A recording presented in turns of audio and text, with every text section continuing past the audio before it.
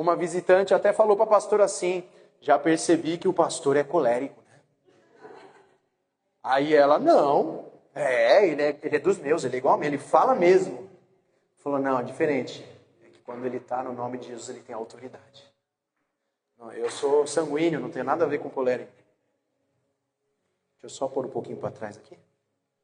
Quem me conhece sabe que eu não sou. Mas quando Deus quer falar com a gente, meu querido, vai ter vezes que Ele vai falar assim, ô meu filho, já teve culto, deu pregar aqui, eu não sei quem estava, do Espírito Santo, pedir para eu falar com a voz assim, ó. Mas Deus te ama. Quem estava aqui nesse culto? Foi suave, porque a voz dele às vezes vem numa brisa, assim quando chamou Elias para fora da caverna. Amém? Mas tem momentos que a voz dele é como voz de muitas águas. Som de muitas águas, como de um trovão. Como um vento impetuoso. E o tema da mensagem de hoje é: que resposta você dá ao chamado de Deus? Qual é a resposta que você tem dado ao chamado de Deus? Esse é o tema da mensagem de hoje. Então eu quero que você já use aí os miolos. Só não pode sair fumaça, mas já vai pensando qual tem sido a resposta que você tem dado ao chamado de Deus para a tua vida. Amém? Talvez você já pensou assim, eu não tenho chamado. Será? Quem que estava aqui no culto Como Ouvir a Voz de Deus? Levanta a mão. E só para a gente lembrar uma coisa daquela palavra, foi dito o seguinte, que para a gente ouvir a voz de Deus, não tem a ver com o quanto de volume ela está. Ela pode vir como uma brisa suave. Como um trovão. Mas o que importa é o quão próximo você está da voz de Deus. Amém? Dito isso, Deus tem um chamado para todos nós. Todos. A Bíblia não vai falar assim, muitos são os escolhidos e poucos os chamados, mas vai falar que muitos são os chamados, mas poucos são os escolhidos. Então, todos aqueles que um dia foram chamados a conhecer Jesus, têm um chamado e um propósito para a sua vida. Todos, sem exceção. Eduarda, você é um presente de Deus. Eu nem te conheço. Mas Deus fala que Ele tem orgulho de quem você é. Ele conhece o teu coração como nem os teus pais conhecem. E o que Ele mais ama em você é a pureza. Ele pediu para eu te falar isso porque Ele te ama. Amém? Vamos começar. Abra a tua Bíblia comigo. 2 Reis, capítulo 2, verso 9 ao 13, está escrito. Quando chegaram à outra margem, Elias disse a Eliseu, diga-me o que posso fazer por você antes de ser levado embora. Eliseu respondeu, peço-lhe que eu receba uma porção dobrada do seu espírito e me torne seu sucessor. Elias respondeu, o que você pediu é uma tarefa difícil, mas se me vir quando eu for separado de você, receberá o que pediu. Caso contrário, não será atendido. Verso de número 11. De repente, enquanto caminhavam e conversavam, surgiu uma carruagem de fogo, puxada por cavalos de fogo. Passou entre os dois e os separou. E Elias foi levado para o céu num redemoinho. Eliseu viu isso e gritou, meu pai, você era como os carros de guerra de Israel e seus cavaleiros. E quando ele sumiu de vista, Eliseu rasgou as roupas ao meio. Em seguida, pegou o manto de Elias, que tinha caído, e voltou à margem do Rio Jordão. Feche seus olhos. Pai, Eu oro para que o Senhor fale com a tua igreja nessa noite. Que eu, como homem, me cale para que o teu Espírito Santo fale através da minha vida. Que eu diminua para que tu cresças. E em nome de Jesus, que a tua palavra profética que será lançada nessa noite, ela venha produzir o resultado pelo qual ela está sendo enviada no coração de cada um dos meus irmãos. Assim como o Senhor trouxe essa revelação profética num devocional um dia na minha casa, assim o Senhor pode trazer essa revelação e esse entendimento no coração de cada um dos meus irmãos. Em nome de Jesus. Amém. Sabe, meus amados, se eu tivesse algo para oferecer, vocês sairiam daqui vazio. Mas quem tem algo para oferecer para vocês hoje é o próprio Deus. Amém? Deus falou muito forte no meu coração com essa palavra. Foi uma revelação do alto dos céus, uma revelação profética e profunda. Vocês vão ver. Talvez vocês nunca leram essa passagem e receberam essa revelação. E eu tenho certeza que Deus ele vai falar muito forte ao teu coração nessa noite. Amém? Então apertem os cintos e preparem que vamos decolar. Quem quer voar na presença de Deus aí? Aleluia! Aqui a gente está vendo o profeta Elias e o profeta Eliseu conversando. Mas pastor, quem é o profeta Elias? E esse tal de Eliseu? Foram dois dos maiores profetas que Israel já teve. Maravilhosos profetas, bem, como é que eu posso dizer? Faca na bota. Eram profetas que era do manto. Esse profeta era da guerrilha, eles não arredavam o pé não. Era de afrouxar os garrão, é assim que fala no Rio Grande? Era de afrouxar os garrão. Esses aí era punk. Vamos entender então o contexto do que a gente acabou de ler? Eu vou ler agora do verso 1. A gente estava lendo do verso 9 em diante. Vamos iniciar no 1. Só para vocês entenderem, o profeta Eliseu ele era um seguidor e discípulo do profeta Elias, um aluno.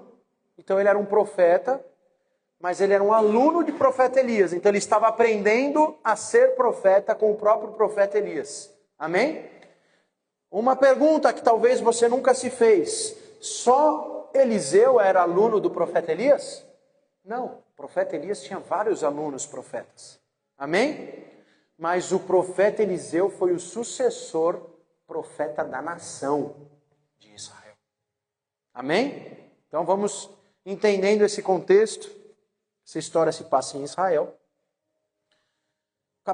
Capítulo 2, verso 1. Diz o seguinte, de 2 Reis. Quando o Senhor estava para levar Elias, então Elias já estava quase se aposentando aqui. Amém? A Bíblia vai registrar de apenas 3 homens subirem aos céus. Registrar apenas de 3 homens subirem aos céus. Quem são esses homens? O primeiro, Enoque. Enoque andou com Deus e foi arrebatado. Ninguém mais viu Enoque na terra. Então Enoque ele era um homem que andava com Deus. E Deus tomou ele para si, então ele não morreu. Ele foi arrebatado, trasladado direto para os céus. Segundo homem, Elias. Como a gente acabou de ver. Veio uma carruagem de fogo e um roda-moinho levou o profeta Elias. Ele não morreu. Principalmente, um dos motivos é porque ele era um homem de Deus e tinha muito relacionamento e intimidade com Deus. Sim, mas muito provável que se ele morresse aqui, talvez pessoas iriam adorá-lo.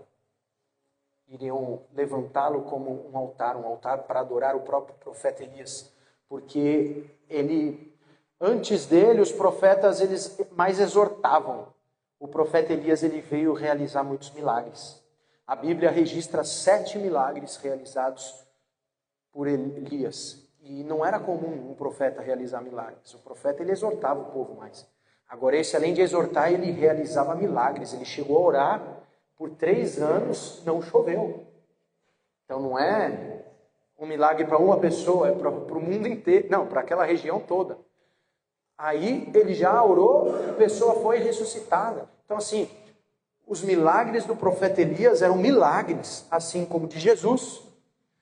Tanto é que as pessoas perguntavam, será que é Elias que voltou? Quando Jesus estava fazendo os milagres. Porque Jesus vem bem depois dos profetas, né? Aproximadamente depois do profeta Elias, se não me falha a memória, uns 600 anos depois. Então, você vai parar para pensar que podiam adorá-lo como se ele fosse um Deus. Então Deus não deixa que isso aconteça. Deus recolhe o profeta Elias. E qual que é o terceiro homem? Esse conheceu a morte, mas ele ressuscitou e subiu aos céus. Quem que é? Jesus. Jesus, ele venceu a morte. Os outros dois não, antes de conhecer a morte subiram. Jesus não, Jesus venceu a morte. E depois não foi Deus que recolheu. Ele ascendeu aos céus porque ele é o próprio Deus. Amém? Legal, então vamos lá, entendendo o contexto. Agora a gente vai para o versículo 1. Quando o Senhor estava para levar Elias ao céu, num redemoinho, Elias e Eliseu partiram de Gilgal.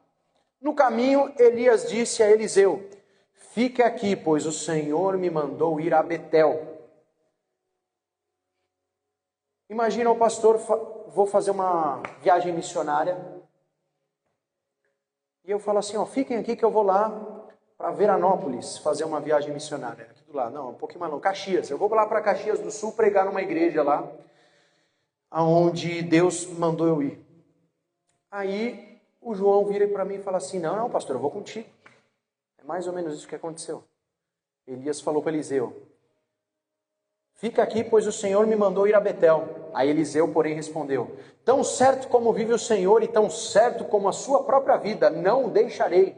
E desceram juntos a Betel. O grupo de profetas de Betel foi ao encontro de Eliseu e lhe perguntou, você sabe que o Senhor levará seu mestre hoje?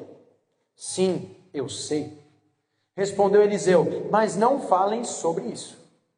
Então Elias disse a Eliseu, fique aqui, pois o Senhor me mandou ir a Jericó. De novo. Mas Eliseu respondeu novamente, tão certo como vive o Senhor e tão certo como a sua própria vida, não o deixarei. E foram juntos a Jericó. O grupo de profetas de Jericó foi ao encontro de Eliseu e lhe perguntou, você sabe que o Senhor levará seu mestre hoje? Sim, eu sei, respondeu Eliseu, mas não falem sobre isso. Então Elias disse a Eliseu, fica aqui, pois o Senhor me mandou ir ao rio Jordão. Mais uma vez, porém, Eliseu respondeu, tão certo como vive o Senhor e tão certo como sua própria vida, não o deixarei. E seguiram juntos pelo caminho. Verso de número 7. 50 homens do grupo de profetas também foram e observaram de longe quando Elias e Eliseu pararam junto ao rio Jordão. Você vê que 50 do grupo de profetas foram, então quer dizer que tinha muito mais que 50. Amém? Então, 50 foram junto com Elias e Eliseu. Então, Eliseu ele era mais um discípulo de Elias. Mas você vê que ele era diferenciado. Ele era diferenciado. Aqui eu não vou pregar hoje sobre honra, mas é um texto muito utilizado sobre honra. E eu não posso deixar de ensinar isso para você. Quem aqui gostaria de receber muitas bênçãos do Senhor? Levanta a mão. Amém? Quem honra, recebe a bênção de honra. A Bíblia vai falar. Quem honra, o galardão de honra. Quem honra o profeta vai ser o galardão de profeta, né? Então, hoje não é culto para falar sobre isso, mas já pega no teu coração isso. Quando você honra as autoridades, quando você honra seus pais, quando você honra alguém que você admira como um líder espiritual na tua vida, assim como Elias e Eliseu, que era o pastor dele, o professor dele. Quem honra os professores na escola, quem honra qualquer que seja referência, principalmente se for um homem e uma mulher de Deus, né? Mas isso geral. Ah, meu pai não é um homem de Deus, mas honre ele porque tem promessa sobre isso, para que você tenha vida longa e próspera. Então, a linguagem da honra é a moeda do céu. Eu vou repetir isso. A moeda do céu é a linguagem da honra. Uma coisa que eu sempre fiz foi honrar meus pastores. Sempre. Não meço esforços. Até hoje. Se meu pastor precisar de alguma coisa, mesmo que eu não souber como resolver, eu vou fazer de tudo que tiver ao meu alcance ou do meu conhecimento para ajudar. E se eu não tiver o que fazer, eu vou orar junto, vou jejuar, vou chorar junto com ele. Porque eu tenho gratidão por tudo que ele é, representa, já fez e faz na minha vida. Assim como Eliseu tinha admiração pelo Elias. Tudo que o profeta Elias fazia, realizava na nação de Israel, Eliseu ele era um israelita. Para as pessoas, e também a forma de ensino, tudo o tempo que ele dedicava de impartir a unção, o coração, o conhecimento. Então, Elias era sempre muito honrado por Eliseu. Você vê a ponto dele falar, fique aqui, e falar, não, eu vou contigo. Sabe o fiel escudeiro? Era assim. Quantas vezes meu pastor ia pregar em lugar longe? Cheguei aí até em retiro. Ele ia pregar em retiro de outra igreja. Eu falei, pai, eu chamo meu pastor de pai.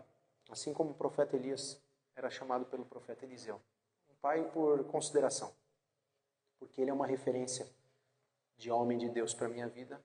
E a gente entende no mundo espiritual que o filho faz o que vê o pai fazer. Então é importante a gente ter referências. Infelizmente meu pai não foi cristão. Hoje ele é, mas ele tem Alzheimer. Então ele nem lembra que é meu pai, inclusive. Mas é importante a gente ter referências. E não é uma desonra ao meu pai terreno, porque o meu pai terreno é meu pai terreno, biológico. E o meu pai da fé, o meu pai ministerial, é o meu pastor. Amém? Deu para entender a diferença? Assim como o apóstolo Paulo com Timóteo, assim como Elias, Eliseu e muitos outros homens da Bíblia, chamando o seu líder espiritual de pai, por consideração, por carinho e honra. Amém? Não estou pedindo para ninguém me chamar de pai, não é isso, tá? Só estou explicando como eu chamo meu pastor. E aí eu falei, pai, fiquei sabendo que tu vai no retiro pregar lá para homens, era retiro de homens. Era 2h30 de viagem de carro, de madrugada a gente ia voltar às 3 da manhã. Eu não ia ganhar nada com isso. Eu só ia lá para assistir o meu pastor pregar, que eu já ouvia domingo, quarta e vários dias por semana. Mas por que eu ia? Assim como o profeta Elias. Não. Eu vou contigo. Eu ia. Sempre que eu conseguia, eu me sacrificava. Às vezes eu tinha que acordar cedo no outro dia, mas eu ia. Por honra. Porque eu sei da onde, que homem de Deus que é o meu pastor e como ele se alimenta. Então eu quero me alimentar junto com ele. Assim como o profeta Elias e o profeta Eliseu. E aí então, no verso de número 8, Elias dobrou o seu manto e bateu com ele nas águas. O rio se abriu. Lembra que quando alguém pergunta assim, quem que abriu o rio, o mar? Você lembra de quem? De Moisés, né? Pois é, o profeta Elias também abriu. Mas não foi na frente de uma multidão, foi de 50 profetas, Eliseu e ele. E ele não usou um cajado, ele usou o manto dele.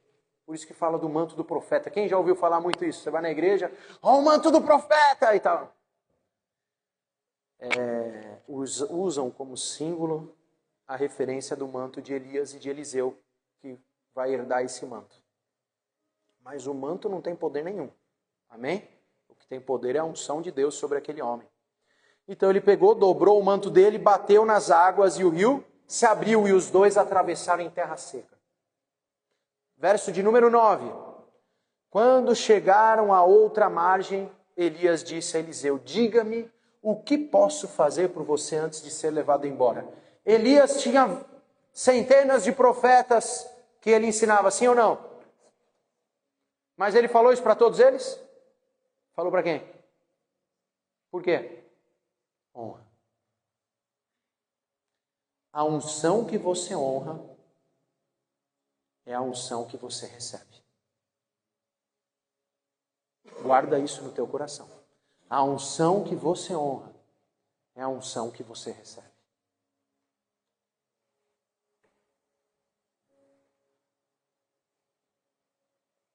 O meu pastor honra também o pastor dele. E o pastor dele honra o pastor dele. Isso é lindo. Isso é lindo.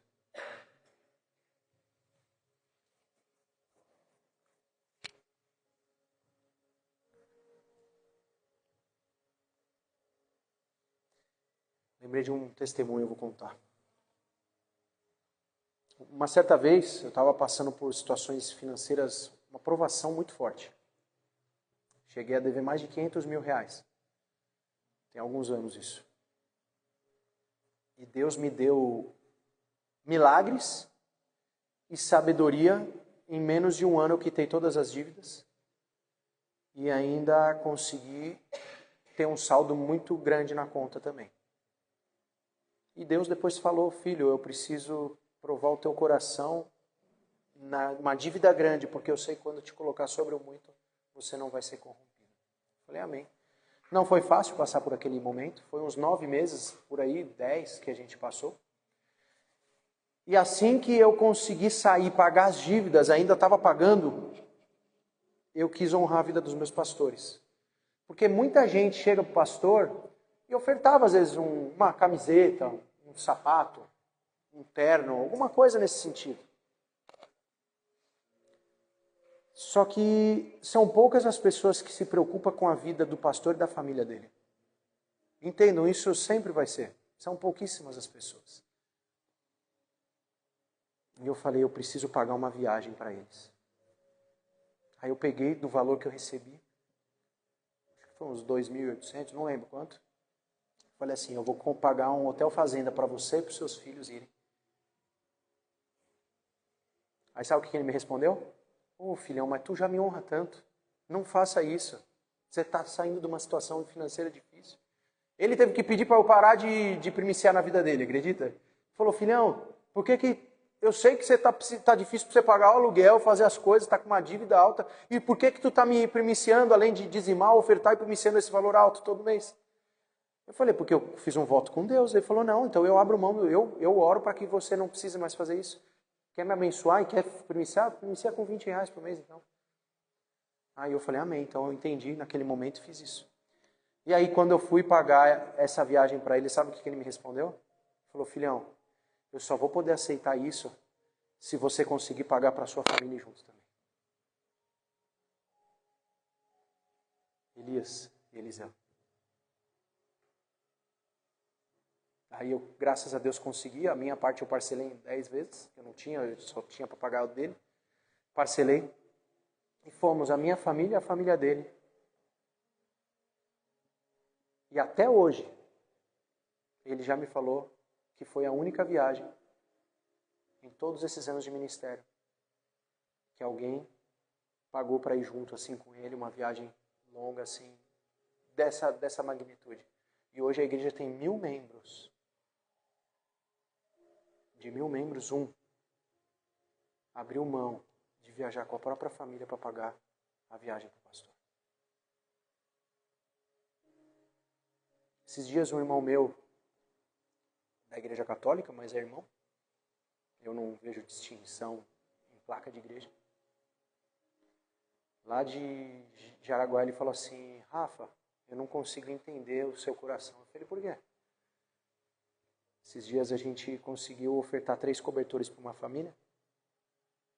E ele sabe, às vezes, do quanto que eu estou trabalhando para conseguir pagar as contas. Ele falou, cara, eu vejo você ainda ajudando os outros. Ele falou, no teu lugar, cara, eu só me preocuparia em pagar as contas da minha casa e pronto. E deu. A não ser que tivesse sobrando, aí eu vou ajudar os outros. Eu queria ter esse coração igual o teu, ele falou. Como que você consegue? Eu falei, cara, se você tivesse coração igual ao meu, você seria terrível. Porque eu só faço essas coisas porque eu não tenho o meu coração. Tudo que tem de bom em mim não é meu. É Jesus. E os meus defeitos aí é o Rafael. Esse sou eu. Maldito o homem que sou. Sou pobre, cego e nu. Eu não consigo fazer nada disso. Eu não. A diferença é só fazer o quê? Obedecer a uma voz. Amém? Eu nem ia falar esse testemunho, nem lembrado, mas eu creio que o Espírito Santo está falando com alguém. Por isso que o Senhor pediu. Então, diga-me o que posso fazer por você antes de ser levado embora, Elias fala. E Eliseu respondeu: peço-lhe que eu receba uma porção dobrada do teu espírito e me torne o seu sucessor. Eu já pedi isso para o meu pastor também. A gente foi uma vez numa conferência profética.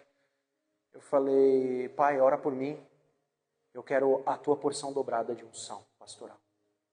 E eu na época era evangelista, eu não era pastor. E ele orou e declarou. É engraçado que depois daquilo Deus começou a falar com a gente sobre o Rio Grande do Sul. Isso tem uns 2, 3 anos. Então, é forte. Assim como Eliseu.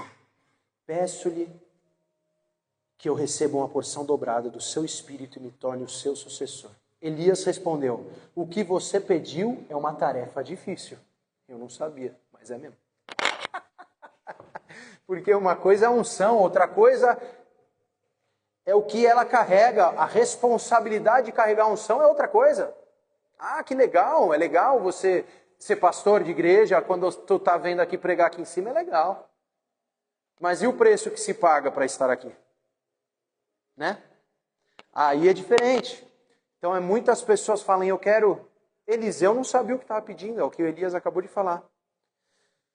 O que você pediu é uma tarefa difícil, mas se me vir quando eu for separado de você, receberá o que pediu. Caso contrário, não será atendido. De repente, enquanto caminhavam e conversavam, surgiu uma carruagem de fogo, puxada por cavalos de fogo. Passou entre os dois e os separou, e Elias foi levado para o céu num redemoinho. Eliseu viu isso e gritou: meu pai, você era como os carros de guerra de Israel e seus cavaleiros. E quando ele sumiu de vista, Eliseu rasgou as roupas ao meio. Em seguida, pegou o manto de Elias que caiu do céu, que tinha caído, e voltou à margem do rio Jordão. O que Eliseu fez? Verso 14: bateu nas águas com o manto e gritou: onde está o Senhor, o Deus de Elias? Então o rio se dividiu, se abriu novamente, e Eliseu o atravessou. 15, quando os membros do grupo de profetas de Jericó viram o que havia acontecido, exclamaram: o espírito de Elias repousa sobre Eliseu. Aqui não é o espírito de Elias, mas é o espírito de Deus que estava sobre Elias. Agora repousa o espírito de Deus sobre o profeta Eliseu. Então foram encontrar-se com Eliseu e se curvaram com o rosto no chão diante dele. A Bíblia vai relatar, por curiosidade ou não, que foram 7 milagres que o profeta Elias realizou, amém? Adivinha quantos milagres que a Bíblia vai relatar que o profeta Eliseu realizou? Qual que é o dobro de 7? 14. Sendo que o último milagre ele só tinha realizado 13 em vida. Acredita? Aí você pode falar: poxa, ele realizou 13 em vida. Não foi dupla unção. Aí lembra, quem que lembra? Eu falei desse verso outro dia aqui. Quando ele estava morto já. Tacaram um defunto na cova no túmulo de Eliseu. Só de encostar nos ossos de Eliseu, aquele morto ressuscitou. Foi o 14º milagre através do profeta Eliseu. Porção dobrada. Que bênção. Glória a Deus. Mas e aí? O que isso tem a ver com a minha vida? Tem tudo a ver. Qual é a resposta que você dá ao chamado de Deus para a sua vida? Pastor, eu nem sei qual é o chamado de Deus para a minha vida. Pois é, Eliseu também não sabia. Sabia que o Eliseu não sabia? Vamos ler a passagem que se encontra em... Não, antes disso, eu preciso falar sobre a revelação que Deus me deu sobre essa passagem.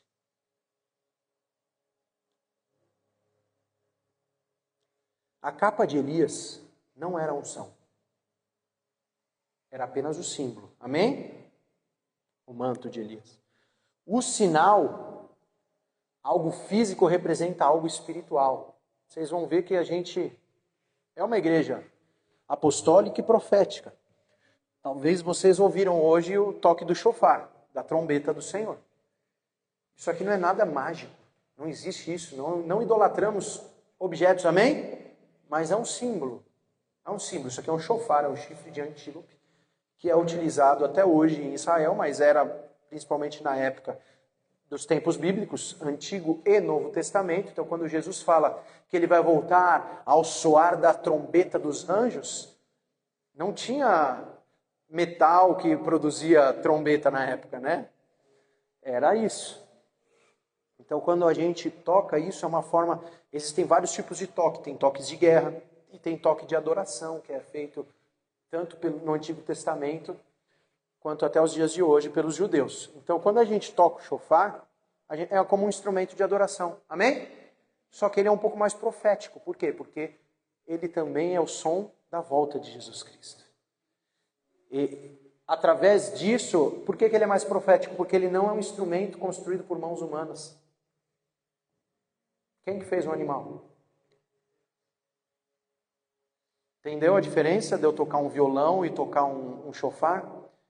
Isso daqui é um animal foi morto. Teve um sangue derramado. Quem é o Cordeiro do Senhor? Quem é o Cordeiro de Deus que tira o pecado do mundo? É Jesus. Então, quando a gente toca o shofar, tem um símbolo profético.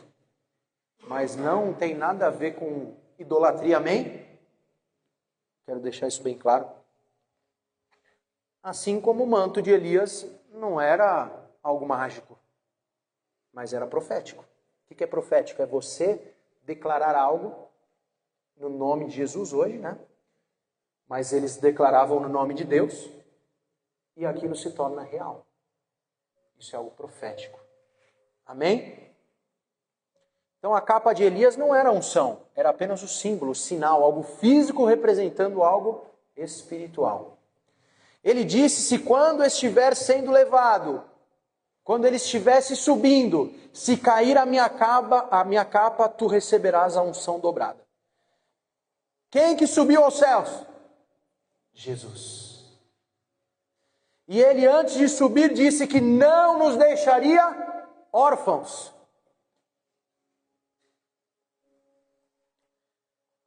Mas que o sinal desceria também do céu. Em Pentecostes desceu sobre cada um deles a língua de fogo. As línguas de fogo trazidas por um vento impetuoso.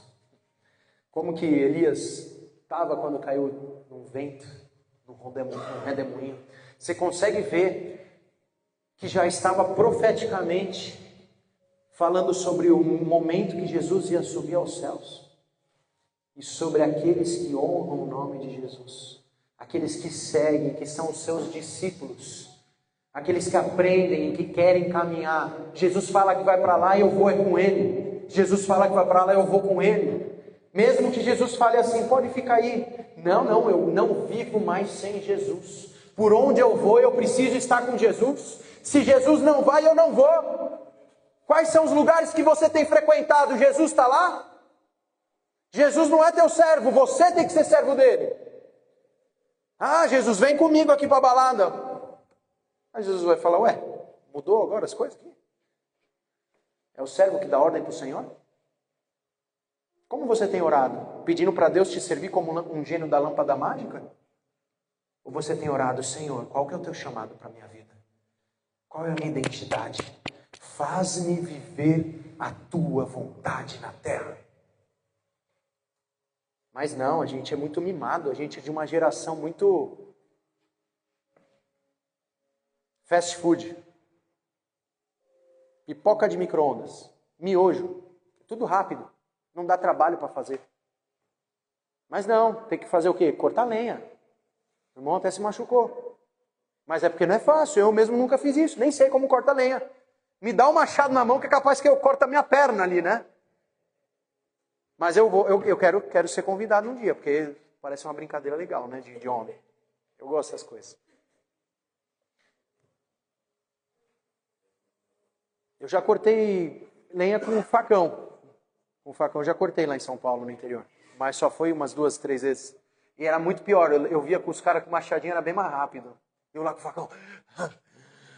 E o cara vinha com o machadinho umas 3, 4, já abria um buraco na madeira. Eu falava, meu Deus, eu tô aqui centímetro por centímetro. O cara já estava Finalizando, então um dia que vocês forem cortar lenha, me chamem que eu quero brincar junto. Hoje em dia usa serra elétrica, né? Tá vendo? É tudo geração. Não vamos falar nada não, mas geração mimada. Nós somos geração mimada. Olha para os nossos avós. Minha tia trabalhava na roça. Ela fala que o negócio era difícil. Ia colher com foice na mão.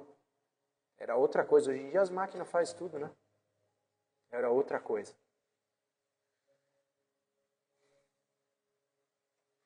Então, assim como Elias, quando subiu aos céus, Jesus subiu aos céus. E assim como a capa de Elias, que era só representando o quê? A presença do Espírito Santo de Deus, caiu sobre Eliseu. E Eliseu teve autoridade, eu quero dizer, sobre a tua vida. Levanta a sua mão. Assim como Jesus subiu aos céus, ele disse: o Espírito Santo, Consolador, o teu amigo, vai descer sobre a tua vida. Você receberá autoridade e poder para expulsar demônios, para curar os enfermos, para libertar os cativos e pregar as boas novas de salvação no nome de Jesus.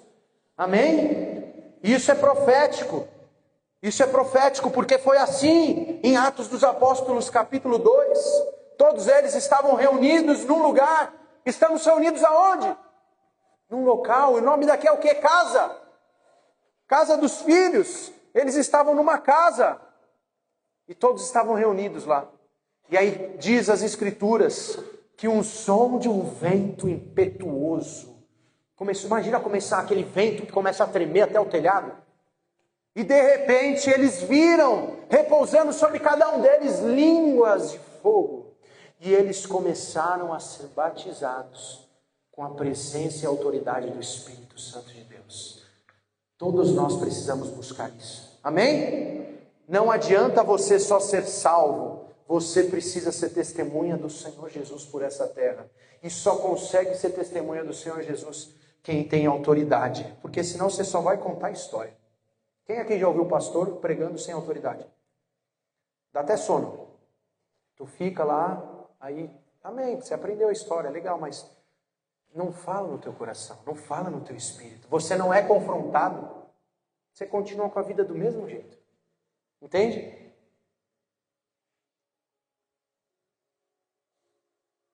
Representando a unção e o poder do Espírito de Deus, a unção dobrada, o que Jesus fala? Que fariam obras maiores.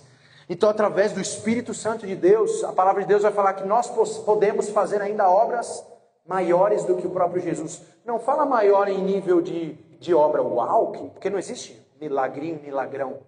Milagre é milagre. O que fala em obras maiores é em quantidade de obras. Jesus, ele exerceu o ministério por 3 anos. Eu e você, a gente tem a oportunidade de exercer o ministério por muitos anos. Eu estou vivendo chamado para o ministério desde 2014. Foi o primeiro óleo derramado na minha cabeça. Então já faz 11 anos. Olha aí, glória a Deus. Teoricamente eu deveria já ter alcançado mais pessoas que Jesus naqueles 3 anos. Se eu alcancei ou não, não sei. Não fiz conta, nunca parei para contar. E nem quero. Amém? O maior problema do ser humano está em querer dos outros o que é dele. Eu vou repetir isso. O maior problema do ser humano é querer dos outros o que é dele. Como assim? Eu e você tem que tomar muito cuidado com a nossa identidade. Foi falado isso até no GDC. A gente quer, sabe o quê? A gente quer o que o outro tem. A gente quer ser como o outro é. Só que o que Deus fez você para ser é muito mais lindo. E você pede, se esforça, faz todo o possível para se tornar uma pessoa que Deus não fez para você ser. Vou dar um exemplo prático. Teu irmão que ama cantar, mas ele não sabe cantar. Mas ele ama. Aí ele vê o que sabe cantar, fazendo melisma, fazer aquela voz linda e tal. Aí o irmão vai tentar fazer, ele ouve a si mesmo, como ele não sabe cantar, ele não tem ouvido, ele acha que ele está fazendo igual. E aí ele está feliz da vida. Não tem problema de você cantar no chuveiro assim. Mas aí o irmão vem pedir para o pastor a oportunidade. Tem igreja que dá, né? Oportunidade para todo mundo. Né? Eu quero uma oportunidade. Aí vem, né? Tem 50 irmãos, um na fila do outro para oportunidade. O culto nunca acaba as oportunidades. Isso é um exemplo prático, mas para a gente dar risada, mas é muito mais profundo que isso. É a gente querer... O problema não é só querer ter o que o outro tem, é querer ser quem o outro é. Sabe? O jeito de se vestir, o jeito de falar, o que gosta, os gostos. Tem coisa que você gosta de fazer, mas faz tempo que você não faz. Porque outras pessoas acham estranho. E aí você começa a se moldar não pela vontade de Deus, mas pela vontade dos outros. Isso é triste. Uma coisa que eu vou fazer, vou marcar. Me zoaram e vão continuar me zoando. Eu vou fazer uma aula de pádel. Olha lá. Os machistas vão me zoar. Não tem problema. Jesus quer salvar os praticadores de pádel também. E quem que vai evangelizar eles lá? Tem alguém aqui que vai jogar pádel? Eu vou. Não sei nem se eu vou gostar, mas tenho vontade de conhecer. E eu vou. Falaram que tem pádel aí no Go Esporte, um negócio assim. Não sei nem onde é ainda. Mas vou. Já achei um professor. Já achei um professor que empresta raquete ainda. Aí pega mais mal ainda, né? Vou jogar com a raquete do professor. Já sei que vão soltar essa. Não tem problema. Mas eu sou quem eu sou. Amém? Você consegue entender que a gente, sem perceber, às vezes, eu sou muito bem resolvido com a minha identidade, então não tem problema com isso. Agora imagina se eu não fosse. Talvez, mesmo que isso fosse, não é nenhum sonho, é só uma vontade. Mas vamos supor que fosse o maior sonho da minha vida. Tem gente que deixa de realizar sonhos por conta da opinião dos outros. E aí tem pessoas que elas deixam de ser quem elas foram chamadas para ser. Entenda uma coisa, você vai alcançar pessoas onde ninguém mais vai alcançar pelo seu único e exclusivo jeito de ser. Jesus fala, vinde a mim como estás, e nós não devemos permanecer. Então existem coisas que a gente não deve fazer, isso é coisa ilógica pensar e querer se justificar. Amém? Então não estou falando aqui, né, vai que as pessoas interpretem, eu vou deixar isso bem claro. Eu não estou falando sobre pecado. Pecado tem que parar de fazer. Amém? E nasci pecador. Todo mundo nasceu pecador. Ou tem alguém aqui que é perfeito? Não, né? Todos nós nascemos pecadores. O pecado a gente tem que abandonar. Amém? Agora, quem eu sou, o que eu gosto, como eu penso, a forma que eu consigo me relacionar, a sua essência. Quem você era quando você era criança? Ali vai falar muito sobre a tua essência. Será que a pessoa que você se tornou deixaria quando você era criança, orgulhoso ou com vergonha? Já parou para pensar nisso?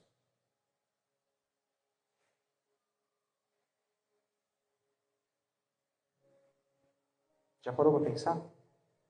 Quando você era criança, se hoje você se encontrasse com o seu eu infantil, pensa lá, idade do Levi assim, 5, 6 anos.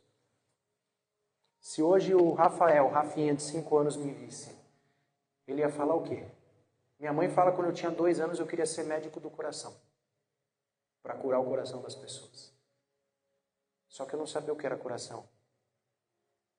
E eu me tornei o quê? Pastor. Que cuida do quê? Do coração das pessoas. Eu nem me lembro que eu falava isso, tá? Mas minha mãe fala que eu falava isso.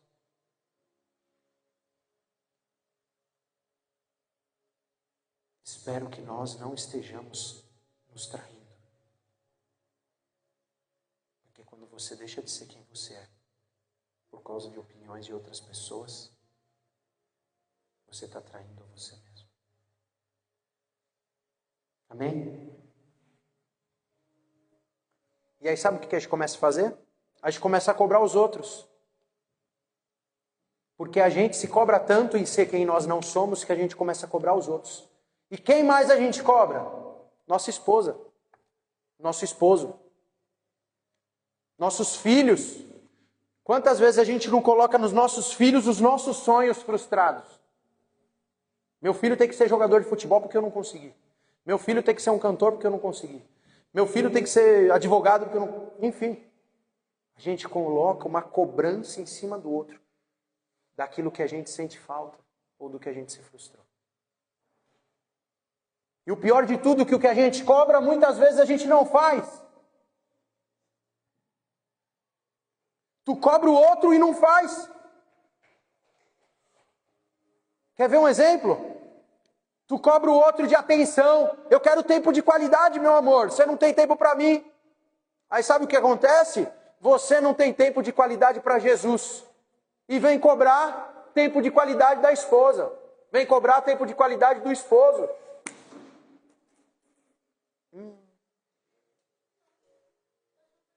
Ufa. Ainda bem que o pedaço que saiu voando foi o negócio de plástico, não foi o iPhone. Glória a Deus.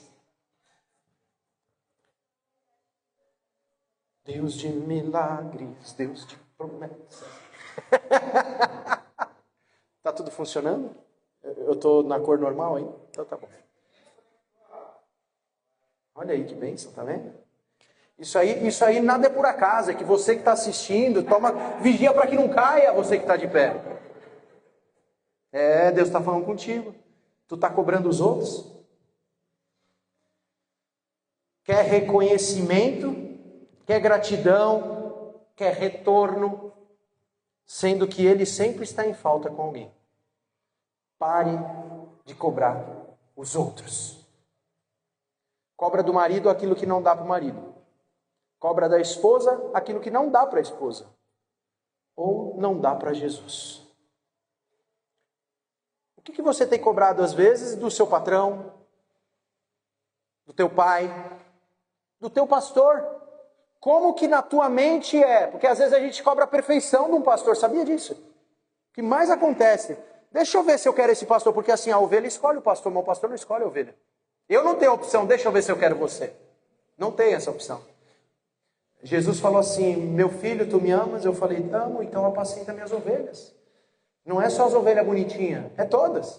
É a ovelha que está com a pata quebrada, é a ovelha mais desobediente que vive se pulando num buraco. É toda ovelha. A ovelha, tem uns carneiros que vêm querer te dar chifre, assim, que vem pular em cima. Já viram uns vídeos? Uns pastores de ovelha que tem que até desviar dos golpes, as cabeçadas dos... E tem uns que não são ovelha, tem uns que são bode e acha que está no rebanho certo. A gente tem que vigiar. Mas você cobra muito das outras pessoas uma perfeição que não existe em ninguém. E sabe por que você faz isso? Porque um dia cobraram de você. Talvez na sua infância os teus pais já faziam exatamente isso com você. E cobravam tanto, mas tanto, que você tinha que ser a melhor aluna, o melhor aluno. Você tinha que ser o melhor profissional, o melhor atleta, tudo você tinha que ser o melhor. E você se dedicava tanto, mas tanto, a ponto de ser exaustivo. E você não achava justo ver um amiguinho seu que o pai não cobrava. Aí você tinha inveja. Por que que ele pode ser feliz e ser criança e eu não? Não é fácil. Mas aí a gente se torna a mesma coisa com outros. A gente começa a cobrar os outros da mesma forma como nos cobravam e a gente não gostava. Você talvez reclamava muito do seu pai e você tem tratado o teu filho do mesmo jeito que ele te tratava. Talvez você reclamava da tua mãe e você tem tratado os seus filhos do mesmo jeito que ela te tratava. Ninguém é perfeito, meu irmão. A Bíblia vai falar o que sobre isso? Antes de você olhar para o cisco do olho do teu irmão, tira a viga do teu olho para você enxergar melhor. Para que aí sim você vai conseguir enxergar direito e ajudar o seu irmão a tirar o cisco do olho dele. Não quer dizer que eu nunca vou poder ajudar o outro a melhorar. Claro que a gente pode. Mas o problema é a forma que a gente fala com o outro. A gente fala como se a gente fosse melhor. Quem é você para se achar melhor que alguém? Quem sou eu para me achar melhor que alguém? Não somos melhores que ninguém. O maior problema é que todos querem ser reconhecidos. Todos querem o manto do profeta, a capa do profeta. Todos querem. Mas ninguém quer caminhar com ele por onde ele for. Ninguém quer se submeter a ele e passar pelas estações da vida ao lado dele. Assim como Eliseu, os apóstolos, antes de receber a unção dobrada, caminhou com seu mestre por anos. Comeu com ele, dormiu com ele. Jesus dormia onde? Ele falava o quê? Que não tem, o Filho do Homem não tem nem aonde repousar a sua cabeça. As raposas têm o seu ninho, a tua toca. Os pássaros têm o teu ninho, mas o Filho do Homem não tem aonde repousar a sua cabeça. Mas os discípulos foram com ele, os apóstolos. Dormiam aonde fosse necessário, passaram o frio com ele, passaram o calor com ele. Oravam junto com ele. Quem que tem vindo de quarta-feira orar aqui? Quem que tem vindo terça, quando era terça, agora é quarta? Sempre está vazio, porque ninguém quer pagar o preço. As pessoas começaram a pregar com ele. Ele mandou 70 para ir pregar. Por quê? Porque já tinham visto ele pregar muitas vezes junto. Aprendeu a se vestir como ele, a amar como ele amava, a ter a compaixão que ele tem. Muitos querem nossas medalhas, mas ninguém quer nossas cicatrizes. 1 Reis 19, do 19 ao 21. 1 Reis, capítulo 19, versículo do 19 ao 21. Agora você vai entender que Eliseu, ele não era ninguém quando ele foi chamado. Assim como eu e você. Não éramos ninguém. Mas um dia, Jesus nos chamou porque ele viu graça. Daí você pode perguntar, mas o que eu tenho a oferecer? Quem sou eu na fila do pão? Jesus tem uma promessa e um propósito para a tua vida. Para mudar histórias. Amém? Vamos ler, verso de número 19. Queria já chamar o Hugo aqui em cima.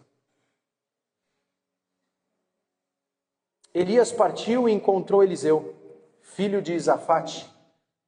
Então o profeta Elias partiu e encontrou Eliseu, filho de Zafate, arando um campo. Então o que Eliseu estava fazendo? Trabalhando. Estava arando um campo. Trabalhando no pesado. Havia 12 parelhas de bois no campo. Tu imagina, 12 parelhas de boi o cara estava usando para arar. E Eliseu arava com a última parelha. Elias se aproximou de Eliseu, lançou sua capa, a unção aí, ó.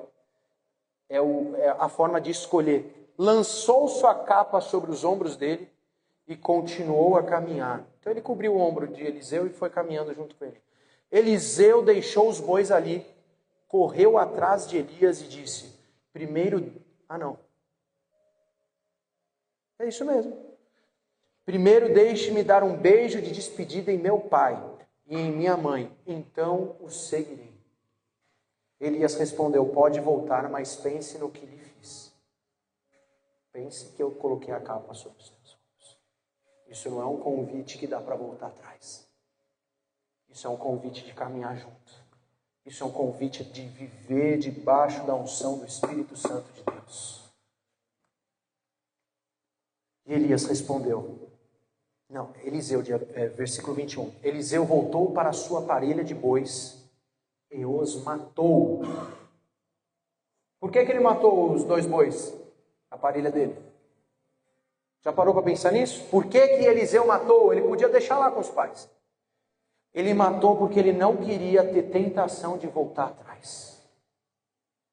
Você precisa matar alguma coisa na tua vida que tem te prendido a viver o ministério do Senhor. Tem coisa do teu passado que tu precisa matar, que se tu não matar, tu não vai conseguir seguir o propósito profético de Deus na tua vida. Tu vai querer sempre voltar e pegar os bois para arar a terra. Então mata o boi que tem te prendido a viver a vontade de Deus na tua vida hoje. Não deixe para amanhã. Tu precisa matar os bois hoje. E olha o que continua o texto falando. E os matou, usou a madeira do arado, a carroça, aquilo que prendia o boi para fazer o arado, para o trabalho. Então ele não só matou os bois, porque boi ele podia conseguir outro. Ele destruiu a ferramenta também que ele utilizava para trabalhar. Ele não queria ter a opção de voltar. Eu e você, quando dissemos sim para Jesus, não temos mais a opção de voltar. Não existe um ex-cristão, você sabia disso? Não existe ex-cristão, existe o desviado. Não existe ex-cristão. Ou tu é cristão, seguidor de Jesus, ou tu está desviado do caminho, mas conhece o caminho.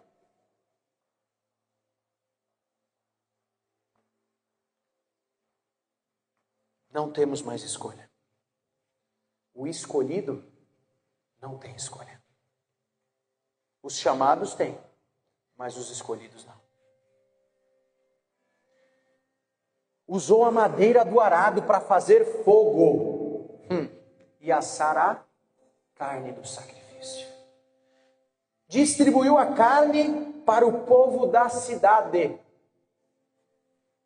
Aquilo que tu fazia, quando tu sacrificar outras pessoas, vão ser beneficiadas. Você vai alimentar outras pessoas quando você abrir mão do teu passado. Porque o teu passado é uma vida de egoísmo. Você ara a tua terra para o teu alimento. Mas quando você vem para o reino de Deus, aquilo que tu produz, não só você come, mas todos aqueles que quiserem comer estiverem à tua volta. Porque o reino não é do Pai meu, é do Pai nosso. Distribuiu a carne para o povo da cidade, e todos eles comeram. Então partiu com Elias como seu ajudante. Como que ele aprendeu? Ajudando. Servindo. Quem serve não serve. É só lembrar do culto da semana passada. Tem uma música. Queimem minhas carroças, me despedi dos meus pais. Está falando exatamente sobre essa passagem de Eliseu sendo chamado por Elias. Você conhece esse louvor? E assim como Pedro, Tiago e João deixaram tudo para trás, o barco, o pai, a família, assim como eu e você precisamos deixar tudo para trás para seguir Jesus. Não pense em coisas ilógicas, não estou falando para você vender tudo que você tem, dar aos pobres e seguir Jesus. Não estou falando como Jesus falou com o rico, o jovem rico, não. O que eu estou falando é para você largar o seu eu, as suas más práticas, o pecado que você ainda é agarrado nele, aquilo que te afasta de Deus, aquilo que impede de você ter tempo para Deus. O que tem sido seu Deus é o que você mais dá tempo. Não tem problema em trabalhar, é importante o trabalho. Mas Deus, até Deus trabalhou em 6 dias e descansou no 7º na criação do mundo. Ele pede um dia da semana para você consagrar Ele. E você às vezes não consegue. Eu não sei você, meu irmão. Se eu não venho num culto no domingo, a minha semana... Bom, desde que eu estou em Nova Prata, eu não faltei nenhum, né? Ainda não. Mas não fiquem assustados se o pastor não aparecer no culto, né? Porque o culto não é meu. Vocês vão ter que continuar o culto.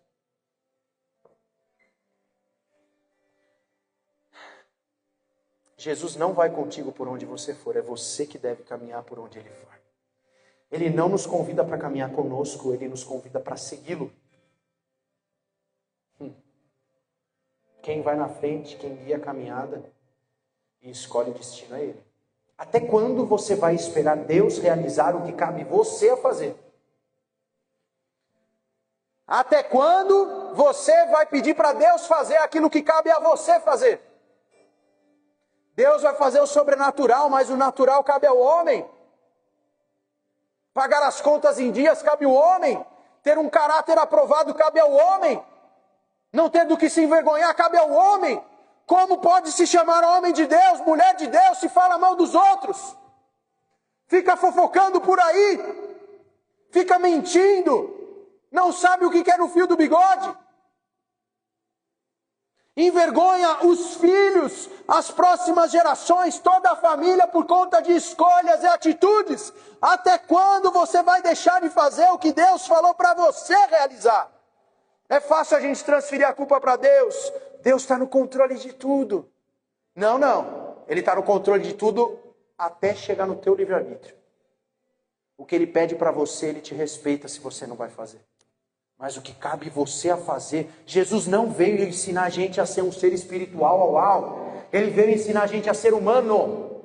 um ser humano aprovado, um pai que sabe cuidar e amar os seus filhos, um marido que honra a sua esposa, uma esposa que se submete ao marido. O mais lindo é, quem aqui é pai e mãe? Sabe o que é mais lindo? É quando você chega em algum lugar que os seus filhos frequentam. E as pessoas falam, sabe o quê? Nossa, como seus filhos são educados. Você está de parabéns. Eles têm um brilho diferente. Ontem a gente estava no Save Lives, né? Save Lives lá dos jovens ontem. Uma moça que foi levar a palavra lá, ela estava nervosa. E ela dá aula no Guerino. Meu filho estuda no Guerino. Ela não dá aula diretamente para ele. Mas talvez já tenha ficado um dia, acho que ela deve ser professora substituta, talvez. Já deve ter dado uma aula para ele. Quando meu filho viu ela, sabe o que ele fez? Correu e deu um abraço nela. Você dá aula lá no Guerino, né? E deu já aquele, o jeito do Levi de ser. Não sei quem ele puxou, eu não abraço ninguém. E aí ele abraçou ela e ela falou que aquilo foi o que trouxe paz e segurança para ela poder pregar a palavra de Deus. Tem coisa melhor que você ver pessoas elogiando os seus filhos. E aí você fala, cara, mas eu não fiz nada demais. Eu não fiz nada demais. Eu não fico ensinando eles a serem super-homens. Eu só estou ensinando eles a serem parecidos com Jesus. E não é através de palavras, é através de atitudes. A pior coisa que um homem pode fazer é ser hipócrita. É você ensinar e cobrar os outros daquilo que você não faz. É você falar para o teu filho não mentir e ele ver você mentindo. É você falar para o teu filho não fofocar, não falar mal dos outros e ele ver você fazendo isso. É você falar para o teu filho não brigar com os outros e você brigar com a tua esposa ou com os seus próprios filhos de forma desrespeitosa. É você falar para ele ser respeitoso com os outros e você não respeitar nem quem mora na tua casa. É você falar, não fala palavras de baixo calão, não xinga ninguém. E às vezes ele vê você xingando a tua esposa ou teu esposo. Ou você, quando vai falar com ele e corrigir, você xinga ele. Pelo amor de Deus. Isso não é ser filho de Deus. Isso não é seguir Jesus. Cabe ao homem fazer, faça. Deus vai fazer a parte dele, porque ele não é homem para que minta, e nem filho do homem para que se arrependa. Aquele que começou a boa obra, ele é capaz, ele é fiel para concluir. Só que nós não deixamos Deus concluir a obra nas nossas vidas por orgulho. Porque achamos que já sabemos das coisas, ou porque não queremos.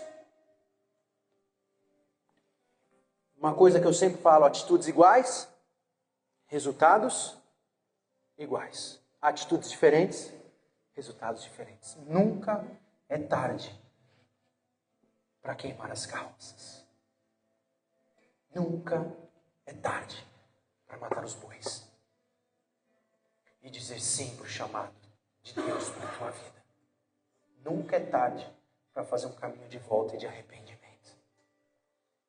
Nunca é tarde para você perdoar. E nunca é tarde para você pedir perdão. Procure ser mais parecido com Jesus.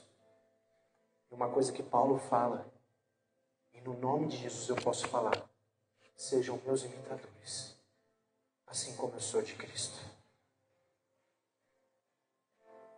Pare de querer ser os outros. Pare de querer ser quem Deus não te chamou para ser.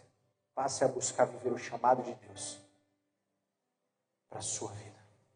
Engraçado que muitos cantam aquela canção lá. É Ele, por Ele que eu estou gastando a minha vida. Será? Para de ser hipócrita. O que é gastar a vida? Tu tem gastado a vida aos pés do Senhor? Tu tem realmente? Se você tem, amém.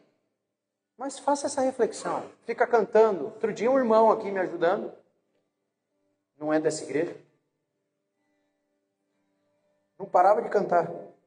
E é uma pessoa que tu vê que não entende o que estava cantando. É triste isso. Escolha muito bem os louvores que você vai cantar. Não é uma música, não é uma canção. Tem que ser em espírito e em verdade. Se não é verdade, não canta. Não canta para você não ser julgado e acusado por Satanás. Amém? Como você tem gastado a sua vida por Jesus e pelo reino? O que você tem feito? Pode apagar as luzes ali, se cola aqui de pé. A gente vai cantar uma adoração. Eu quero convidar somente aqueles que querem queimar as carroças, que querem tomar uma atitude de fé hoje. Aqueles que querem dar um passo